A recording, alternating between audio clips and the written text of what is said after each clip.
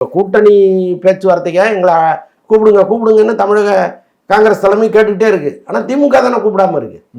அப்போ அவங்களுக்கும் ஒரு நெருடல் இருக்குல்ல. நான் எதுவாக இருந்தாலும் டெல்லியில் பேசிக்கிறேன், உங்களை இது கூப்பிட்டு பேசணும்னு அவங்க ஒரு முடிவு எடுக்கிறாங்க. அப்போ ஒரு இழுபறி ஒன்று இதுக்குள்ளே போயிட்டே இருக்கு.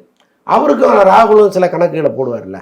ஏன்னா இப்போ விஜய் நம்பி வந்துடுறாரு, ஒருவேளை ஒர்க் அவுட் ஆச்சுன்னா பிரச்சனை இல்லை. சூப்பர். ஆவலன்னா ஏற்கனவே இருந்த முக்கியமான ஒரு கட்சியை இழக்க முடியாது இல்லை. இங்கே எல்லா வகையிலையும் இவங்க டெல்லியில் கூடவே நிற்கிறாங்க. இந்த இந்தியா கூட்டணியுடைய முகமாகவே திமுக இருக்குது. ஸோ அப்படி இருக்கும்போது அதை இழந்து விடவும் ஒரு பயப்படுறாரு.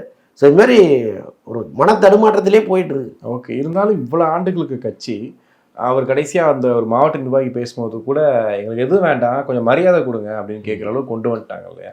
இதுக்கு யார் காரணம்னு நினைக்கிறீங்க? இல்லைங்க, நீங்கள் எப்போவுமே தேசிய தலைமை டெல்லியில் இருக்குது, இங்கே இருக்கிற காங்கிரஸ் தலைவர்களுக்கு அதிகாரம் கிடையாதுன்னுட்டாங்கன்னு வைங்க, யாரையும் மதிக்க மாட்டாங்க. உள்கட்சியிலே யாரையும் மதிக்க மாட்டாங்க.